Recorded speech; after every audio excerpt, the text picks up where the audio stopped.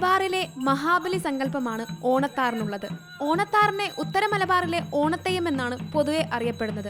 വണ്ണാൻ സമുദായത്തിൽപ്പെടുന്ന ആൺകുട്ടികളാണ് ഓണത്തെയ്യം കെട്ടിയാടുന്നത്. ഒറ്റച്ചെണ്ടയുടെ താളത്തിൽ ഓട്ടുമണി കിലുക്കിയാണ് ഓണത്താർ ഓരോ വീട്ടുമുറ്റത്തും ചുവടുകൾ വെക്കുന്നത്. ചുവപ്പും മഞ്ഞയും കറുപ്പും ചായില്യത്താൽ മുഖത്തെഴുതി കിരീടവും തലപ്പാളിയും താടിത്തണ്ടും ആടയാഭരണങ്ങളും അണിഞ്ഞാണ് ഓണത്താറ് വീടുകളിലെത്തുന്നത്. ഇത് എനക്കൊരു ലാഭത്തിനോ നഷ്ടത്തിനോ അല്ല. ഒരു ജനസഹസ്രങ്ങൾ ഒരു കൊല്ലത്തിൽ 1, 2, 3 പ്രാവശ്യം അവരൊന്ന് കാണുക.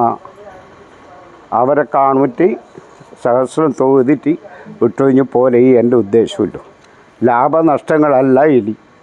ഇപ്പം എനിക്ക് ഇത് എത്തിക്കാനാവില്ല. 1300 മേലിലെ വീട് ഇപ്പം ഞാൻ പാടുന്നേ. കാഞ്ഞങ്ങാട് നീലേശ്വരം ഭാഗങ്ങളിൽ മഹാവിഷ്ണു സങ്കല്പമാണ് ഓണത്താറിനുള്ളത്. എന്നാൽ മറ്റിടങ്ങളിൽ ഓണത്താർ എന്നാൽ മഹാബലി സങ്കല്പമാണ്. തിരുമുറ്റത്ത് ഓട്ടുമണി കിലുക്കി കാലു നിലത്തുറപ്പിക്കാതെ തളം ചവിട്ടി അരിയും ദക്ഷിണയും സ്വീകരിച്ച് പൂക്കളത്തിനു ചുറ്റും ഓണത്താർ നൃത്തം വെക്കും. പാട്ടിന്റെ അകമ്പടിയും ഉണ്ടാകും. മഹാബലിയുടെ ആഗമന കഥയാണ് ഇതിവൃത്തം. പിന്നാലെ അനുഗ്രഹം ചൊരിഞ്ഞ് ഓണത്താറും സംഘവും തിരിച്ചിറങ്ങും. ചിങ്ങത്തിലെ ഉത്രാടം, തിരുവോണം എന്നീ ദിവസങ്ങളിലാണ് ഓണത്താർ തെയ്യം കെട്ടിയാടുന്നത്. ചില പ്രദേശങ്ങളിൽ അത്തം മുതൽ തിരുവോണം വരെ ഓണത്താർ വീടുകളിലെത്തും.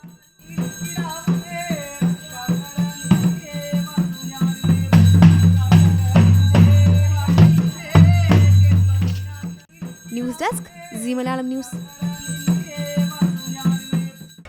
പുതിയ വാർത്തകളും വിശേഷങ്ങളും ഇനി വിരൽ തുമ്പിൽ. എല്ലാ ഡിജിറ്റൽ പ്ലാറ്റ്ഫോമുകളിലും ഇപ്പോൾ സീ മലയാളം ന്യൂസ് ലഭ്യം.